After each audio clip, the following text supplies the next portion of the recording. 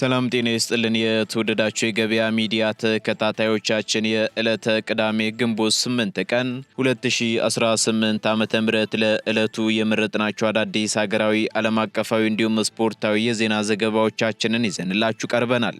የዜና ዘገባዎቻችንን ስፖንሰር ያደረገልን አጋራችን ደግሞ የሮሃ ፎሬክስ ቢሮ ነው።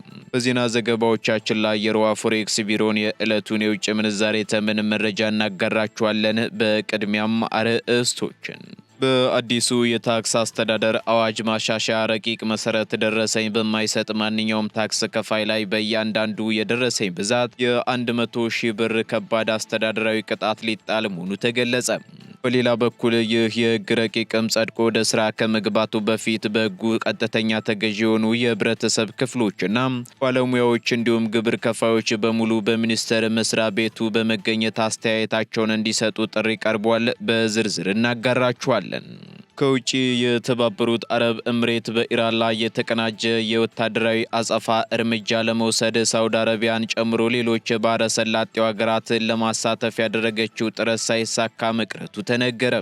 ይህ የሳውዲና የጎረቤት ሀገራቱ አቋም ደግሞ ቀድሞውኑም በተለያዩ ቀጠናዊ ጉዳዮች ሳቢያ ተበላሽቶ በነበረው በሳውዲና በተባበሩት አረብ ኤምሬትስ መካከል ያለው ዲፕሎማሲያዊ ግንኙነት ይበልጥ እንዲሻክር አድርጎታል ተብሏል። በዝርዝር የምትሰሙት መረጃችን ነው። የአሜሪካው መከላከያ ሚኒስተር ፒት ሄግሴት ወታደሮችን ወደ ፖላንድ ለመላክ ተይዞ የነበረውን እቅድ በድንገት መሰረዛቸውን ተከትሎ የሀገሪቱ መከላከያ ሚኒስተር ፔንታጎን ከፍተኛ መደናገጥ ውስጥ መውደቁ ተገለጸ። ይህ ውሳኔ ማስደንጋጭና ያልተጠበቀ መሆኑን የገለጹት የፔንታጎን የውስጥ ምንጮች እርምጃው የመከላከያ ሚኒስትሩ አመራሮች ፈጽሞ ዝግጁ ባልነበሩበት ሁኔታ ላይ መወሰኑ ተነግሯል። በዝርዝር የምትሰሙት ይሆናል። በአሜሪካ በአውሮፓና በካናዳ በሚገኙ የአይሁድ እምነት ተቋማትና በአሜሪካ ጥቅሞች ላይ ወደ 20 የሚጠጉ የሽብር ጥቃቶችን በመምራትና በማስተባበር የተጠረጠረው የኢራቅ ዜጋ በቁጥጥር ስር ውሎ ፍርድ ቤት መቅረቡ ተነገረ። እንደ አቃቤ ሕግ የክስ መግለጫ ከሆነ ደግሞ ተከሳሹ ባለፉት ጥቂት ወራት ውስጥ ብቻ በአውሮፓ 18 በካናዳ ደግሞ 2 የሽብር ጥቃቶችን መምራቱ ተገልጿል። የምትሰሙት መረጃችን ነው። የተወደዳችሁ የገበያ ሚዲያ ተከታታዮቻችን እነዚህንና ስፖርታዊ መረጃዎችን ጨምሮ ሌሎች ለዕለቱ የመረጥናቸው መረጃዎችን ይዘንላችኋል። አሁን ደግሞ በዝርዝር ወደምንመለከታቸው ዜናዎቻችን እናልፋለን።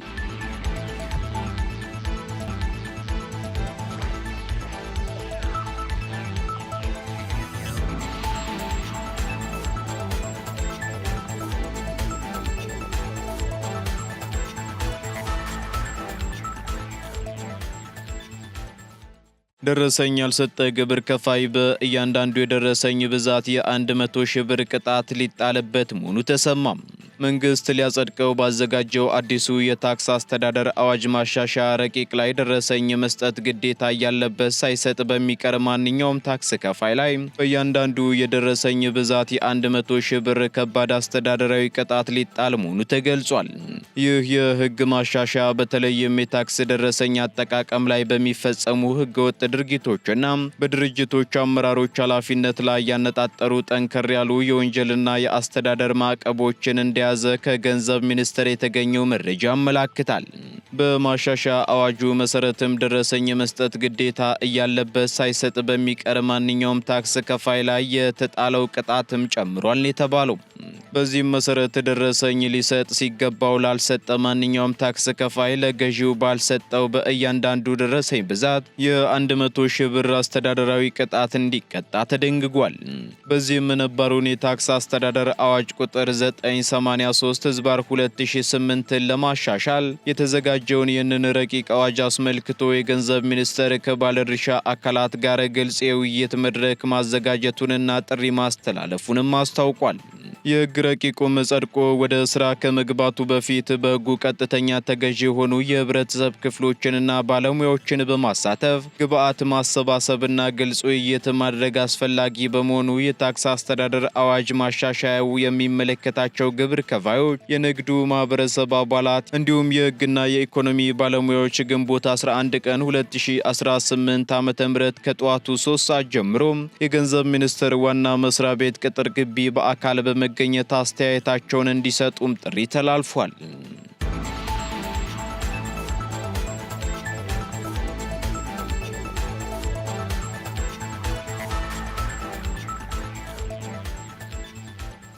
ወደ ባህር ማዶ መረጃዎቻችን ስንሸጋገር ዩናይትድ አረብ ኤምሬትስ በኢራን ላይ በሚወሰድ የአጸፋ እርምጃ ሳውዲ አረቢያን ለማሳተፍ ያደረገችው ጥረት ሳይሳካ ቀረም። የተባበሩት አረብ ኤምሬትስ በኢራን ላይ የተቀናጀ ወታደራዊ አጸፋ እርምጃ ለመውሰድ ሳውዲ አረቢያን ጨምሮ ሌሎች የባህረ ሰላጤው ሀገራትን ለማሳመን ያደረገችው ጥረት ሳይሳካ መቅረቱን የብሉምበርግ ዘገባ አመላክቷል። የኢራን መንግስት በባህረ ሰላጤው ሀገራት ወደቦች፣ አውሮፕላን ማረፊያዎችና የመኖሪያ ህንፃዎች ላይ መጠነ ሰፊ የድሮንና የሚሳኤል ጥቃት ማድረሱን ተከትሎ የዩናይትድ አረብ ኤምሬትስ ፕሬዝዳንት መሐመድ ቢን ዛይድ አልናህያን ጠንካራ ቀጠናዊ ጥምረት ለመፍጠር ከፍተኛ ጥረት አድርገው እንደነበር ተገልጿል። ለዚህም ሲሉ የኤምሬትሱ ፕሬዝዳንት ለሳውዲው አልጋውራሽ መሐመድ ቢን ሰልማንና ለኳታር መሪዎች የስልክ ጥሪ በማድረግም የተባበረ የአጸፋ እርምጃ እንዲወሰድ ጥሪ ቢያቀርቡም መሪዎቹ ግን ጥሪውን ውድቅ አድርገውታል ተብሏል። በዚህም የባህረ ሰላጤው መሪዎች ለኤምሬትስ በሰጡት ምላሽ ይህ የኛ ጦርነት አይደለም በማለት ከኢራን ጋር በቀጥታ ወደሚደረግ ወታደራዊ ግጭት ውስጥ መግባት እንደማይፈልጉና ጥምረቱንም እንደማይቀላቀሉ በግልጽ አስታውቀዋል ሲል ዘገባው አክሏል። ይህ የሳውዲ አረቢያና የጎረቤት ሀገራት አቋም ደግሞ ቀድሞውኑም በተለያዩ ቀጠናዊ ጉዳዮች ሳቢያ ተበላሽቶ በነበረው በሳውዲና አረብ ኤምሬትስ መካከል ያለው ዲፕሎማሲያዊ ግንኙነት ይበልጥ እንዲሻክር አድርጎታል ነው የተባለው። የዩናይትድ አረብ ኤምሬትስ በሌሎች የባህረ ሰላጤው ሀገራት አቋም ላይ ባላት ከፍተኛ ብስጭት ሳቢያም የባህረ ሰላጤው የትብብር ምክር ቤት አባልነቷን እንደገና ለመገምገም እያሰበች መሆኑ የተነገረ ሲሆን በቅርቡም ከኦፔክ አባልነቷ ለመውጣት መወሰኗ ይታወሳል።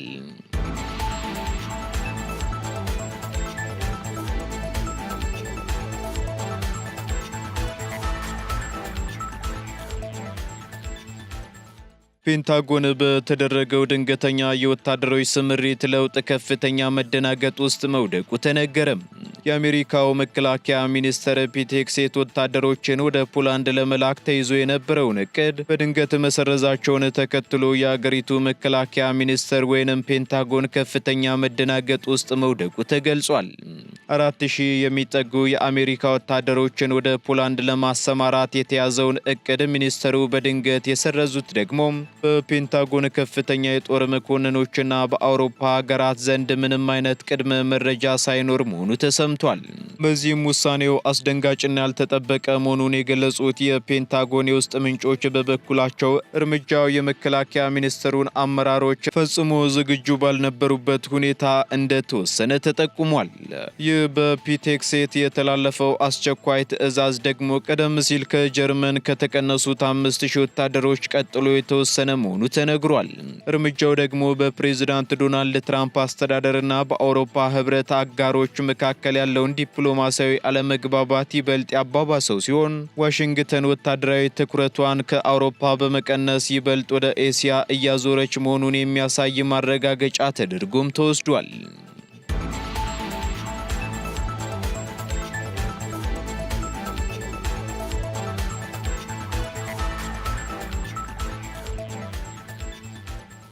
እስራኤልና ሊባኖስ የተኩስ አቁም ስምምነታቸውን አራዘሙ። እስራኤልና ሊባኖስ በዋሽንግተን ካደረጉት የሁለት ቀናት ውጤታማ ውይይት በኋላ የተኩስ አቁም ስምምነታቸውን ለተጨማሪ 45 ቀናት ለማራዘም መስማማታቸውን የአሜሪካ የውጭ ጉዳይ ሚኒስትር አስታውቋል። ከአንድ ቀን በኋላ ያበቃ የነበረው የተኩስ አቁም ስምምነት የተራዘመው ደግሞ ዲፕሎማሲያዊ ጥረቶችን ለመቀጠልና ዘላቂ የፖለቲካ መፍትሄ ላይ ለመድረስ ታስቦ መሆኑ ተገልጿል። የአሜሪካ የውጭ ጉዳይ ሚኒስትር ቃል አቀባይ ቶሚ ፒጎት በዋሽንግተን የተደረገውን ውይይት በጣም ፍሬያማ ሲሉ የገለጹ ሲሆን ቀጣዩ የፖለቲካ ውይይት ደግሞ በፈረንጆቹ ሰኔ ወር መጀመሪያ ላይ እንደሚቀጥልም አስታውቀዋል። በተጨማሪም የሁለቱ ሀገራት ወታደራዊ ልዑካን በፔንታጎን የደህንነት ውይይት እንደሚጀምሩም ተነግሯል። የሊባኖሱ ጠቅላይ ሚኒስትር ናዋፍ ሰላም በበኩላቸው የስምምነቱ መራዘም ለሀገሪቱ ዜጎች እፎይታ የሚሰጥ መሆኑን ጠቅሰው ሀገራቸው የውጭ ፍላጎታቸውን በሚያገለግሉ ግትር ጀብዶች መዳከሟ ሊያበቃ እንደሚገባም አሳስበዋል። እንዲሁም በዋሽንግተን የእስራኤል አምባሳደር የሂኤል ላይተር በበኩላቸው ዋናው ቅድሚያ የሚሰጠው ጉዳይ የእስራኤልን ደህንነት ማረጋገጥ መሆኑን ገልጸው በሂደቱ ላይ ተግዳሮቶች ቢኖሩም ስምምነቱ ስኬታማ የመሆን እድሉ ከፍተኛ ነው ብለዋል። ነገር ግን ዲፕሎማሲያዊ ስምምነቱ ይፋ በተደረገበት ወቅት እንኳ በደቡባዊ ሊባኖስና በእስራኤል ድንበር አካባቢ የተኩስ ልውውጦችና የአየር ጥቃቶች ቀጥለው መዋላቸው ተሰምቷል።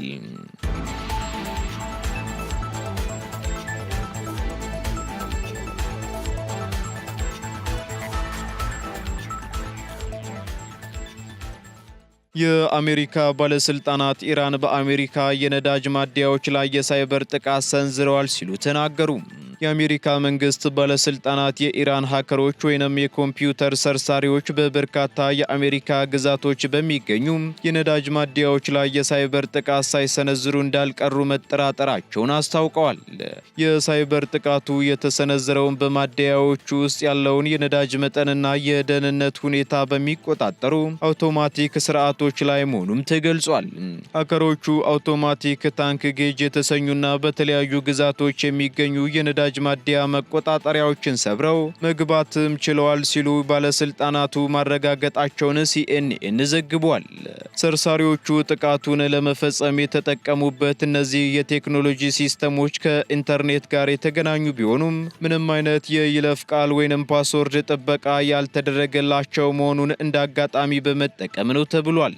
ምንም እንኳን ሃከሮቹ በነዳጅ ማደያዎቹ ታንከሮች ላይ የሚታየውን የነዳጅ መጠን ንባብ መቀየር ቢችሉም በታንከሮቹ ውስጥ ባለው ትክክለኛ የነዳጅ ክምችት ላይ ግን ምንም አይነት አካላዊ ለውጥም ሆነ ጉዳት አላደረሱም ነው የተባለው።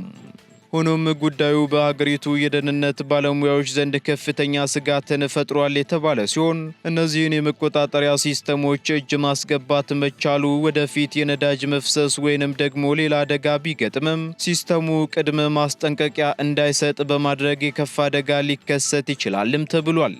ባለስልጣናቱ ኢራን ከዚህ ቀደምም መሰል የነዳጅ መሰረተ ልማቶችን የመምታት ታሪክ ስላላት ዋነኛ ተጠርጣሪ ማድረጋቸውን ቢገልጹም ሃከሮቹ የተራቀቀ ስልት በመጠቀማቸውና የዲጂታል አሻራ ባለመተዋቸው ምክንያት ጥቃቱን በቁርጠኝነት ለይቶ ለማወቅ አስቸጋሪ ሊሆን እንደሚችል ጠቁመዋል።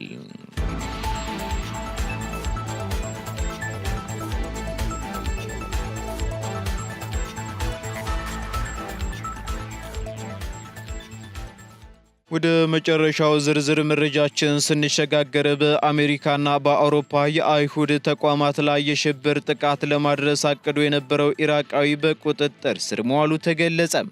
በአሜሪካ በአውሮፓና በካናዳ በሚገኙ የአይሁድ እምነት ተቋማትና በአሜሪካ ጥቅሞች ላይ ወደ 20 የሚጠጉ የሽብር ጥቃቶችን በመምራትና በማስተባበር የተጠረጠረው የ32 ዓመቱ የኢራቅ ዜጋ ሙሐመድ ባቂር ሳውድ ዳውድ አልሳውዲ በቁጥጥር ስር ውሎ ፍርድ ቤት መቅረቡ ተነግሯል። የአሜሪካ ፍትህ ሚኒስቴርም ይፋ ባደረገው መረጃ መሰረት ተከሳሹ በቱርክ ውስጥ በቁጥጥር ስር ከዋለ በኋላ ለአሜሪካ የፌዴራል ምርመራ ቢሮ ወይንም ኤፍቢአይ ተላልፎ ተሰጥቷል ነው የተባለው። በማንሃተን የፌዴራል ፍርድ ቤት የቀረበው አልሳውዲ በቁጥር 6 የሚሆኑ ከባድ የሽብርተኝነት ክሶችም ተመስርተውበታል ነው የተባለው። ይህም በኢራን ከሚደገፉት የአብዮታዊ ዘብና ከታኢብ ሂዝቦላ ከተባሉ የሽብር ቡድኖች ጋር በመተባበር የቁሳቁስ ድጋፍ ማድረግና የሽብር ጥቃቶችን ማቀድ የሚሉትን ያጠቃልላል ነው የተባለው። እንደ አቃቤ ሕግ የክስ መግለጫ ከሆነ ደግሞ ተከሳሹ ባለፉት ጥቂት ወራት ውስጥ ብቻ በአውሮፓ 18 በካናዳ ደግሞ 2 የሽብር ጥቃቶችን መምራቱ ተገልጿል። ከነዚህም መካከል በለንደን የአይሁድ እምነት ተከታዮችን በስለት መውጋት፣ በሰሜን መቄዶንያ በሚገኝ ሲናጎግ ላይ የቃጠሎ ጥቃት ማድረስና በአምስተርዳም በሚገኝ የአሜሪካ ባንክ ላይ ቦምብ መጣል ይገኙበታል። ጥቃቶቹ የተፈጸሙት ደግሞ አሜሪካና እስራኤል ከኢራን ጋር እያደረጉት ላለው ጦርነት የበቀል ምላሽ ለመስጠት እንደሆነም ተገልጿል። በተጨማሪም ተከሳሹ ጥቃቱን ወደ አሜሪካ ለማስተላለፍ ሲንቀሳቀስ እንደነበር የተገለጸ ሲሆን በኒውዮርክ የሚገኝን አንድ ታዋቂ ሲናጎግ በቦምብ ለማፈንዳት ወይንም ለማቃጠር $10,000 በክሪፕቶ ካረንሲ ለመክፈል ተስማምቶ $3,000 ቅድመ ክፍያ መፈጸሙም ተነግሯል።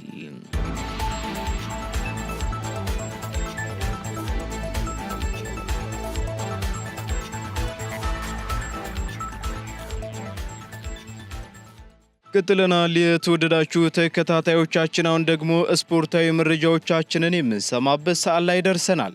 የሀገር ውስጥ እንዲሁም የውጭ ስፖርታዊ መረጃዎችን ደግሞ መኮንን አልሞ አዘጋጅቷቸዋል። ተከታትለን እንመለስ። አመሰግናለሁ መላኩ። እንደምን አላችሁ ውድ የገበያ ሚዲያ ቤተሰቦቻችን፣ እነሆ የሰዓቱን ስፖርታዊ ዜናዎች ወደ እናንተ አደርሳለሁ። የኢትዮጵያ ዋንጫ የግማሽ ፍጻሜ መርሃ ግብር የሰዓት ድልድል ይፋ ሆኗል። በዚህም መሰረት ወልዋሎ አዲግራት ዩኒቨርሲቲ ከመቀለ ሰባ እንደርታ ሰኞ ግንቦት 17 9 ሰዓት ላይ እንዲሁም ሲዳማ ቡና ከኢትዮጵያ መድን ማክሰኞ ግንቦት 18 9 ሰዓት ላይ በአዲስ አበባ ስቴዲየም ጨዋታቸውን ያደርጋሉ። የ32ኛ ሳምንት የሲቢኤ ኢትዮጵያ ፕሪሚየር ሊግ የመጨረሻ ቀን መርሃ ግብሮች ዛሬ ይካሄዳሉ። በዕለቱ ሐዋሳ ከተማ ከአርባ ምንጭ ከተማ ቀን 9 ሰዓት ላይ በአዲስ አበባ ስቴዲየም እንዲሁም ወልዋሎ አዲግራት ዩኒቨርሲቲ ከኢትዮ ኤሌክትሪክ በአዳማ ሳይንስና ቴክኖሎጂ ስቴዲየም 9 ሰዓት ላይ ሲጫወቱ ፋሲል ከነማ ከአዳማ ከተማ 12 ሰዓት ላይ በአዳማ ሳይንስና ቴክኖሎጂ ስቴዲየም ጨዋታቸውን ያደርጋሉ። በእነዚህ የዕለቱ 3 መርሃ ግብሮች የሲቢኤ ኢትዮጵያ ፕሪሚየር ሊግ የ2008 የሲቢኤ ኢትዮጵያ ፕሪሚየር ሊግ የ32ኛ ሳምንት ጨዋታዎች ይጠናቀቃሉ። ሸገር ከተማ እግር ኳስ ክለብ በጊዜያዊ አሰልጣኝነት ሲመሩ የቆዩትን አሰልጣኝ በዋናነት ቀጥሯል። ሸገር ከተማ ከውጤት ማጣት ጋር ተያይዞ የቀድሞ ዋና አሰልጣኙን አሸናፊ በቀለን ካሰናበተ በኋላ ምክትል አሰልጣኙን ዶክተር ኢያሱ መርሃ ጽድቅን በጊዜያዊነት መሾሙ ይታወሳል። አሰልጣኝ ኢያሱ ያለፉትን 11 ሳምንታት ጨዋታዎች በጊዜያዊነት በመምራት ቡድኑን ከነበረበት የወራጅ ቀጠና ስጋት በማራቅ የተረጋጋ ውጤታማ ቡድን ማድረግ ችለዋል።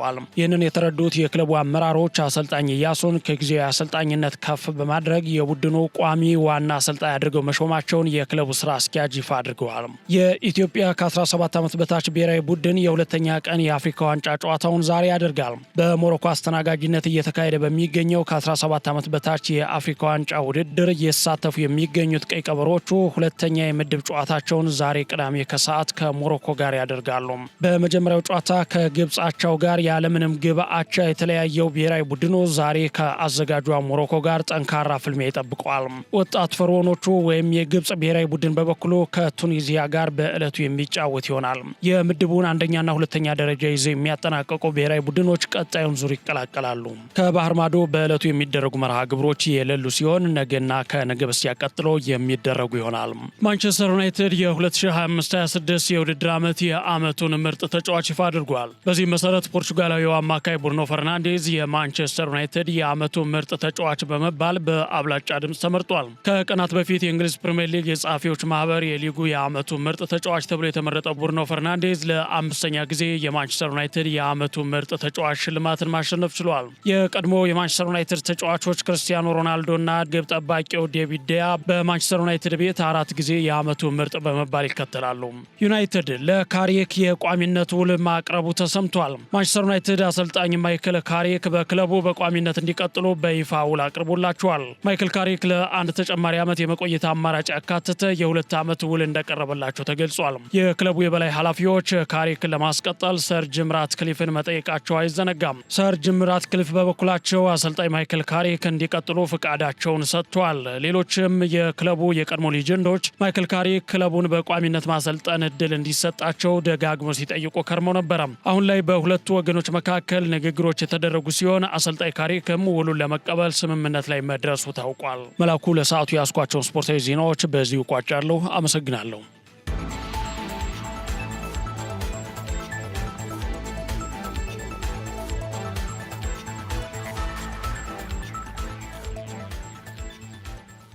ከስፖርታዊ መረጃዎቻችን ተመልሰናል። የተወደዳችሁ ተከታታዮቻችን፣ በመጨረሻም የሮሃ ፎሬክስ ቢሮን የዕለቱን የውጭ ምንዛሬ ተመን መረጃ እናጋራችኋለን።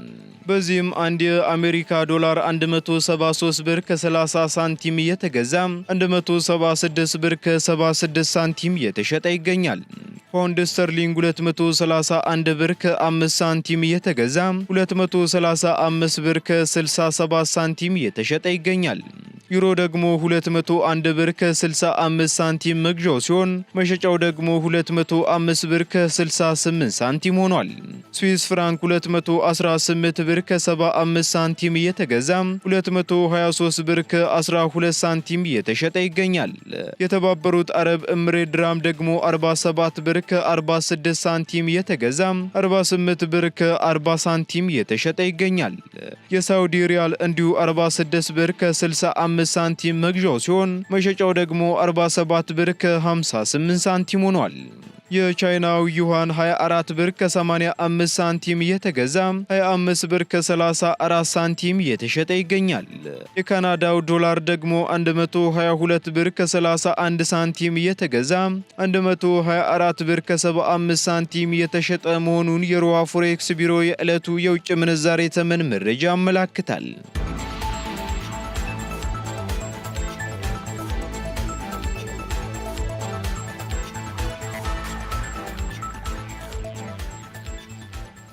የተወደዳችሁ የገበያ ሚዲያ ተከታታዮቻችን ለዕለቱ የመረጥናቸው መረጃዎቻችን እነዚህን ይመስሉ ነበር። እንዲሁም ሌሎች አዳዲስ ኢኮኖሚያዊ፣ ማህበራዊና ፖለቲካዊ መረጃዎቻችንን ለማግኘት ታዲያም የገበያ ሚዲያን እንድትወዳጁ እንጋብዛለን። ሰናይ ጊዜን ተመኘን።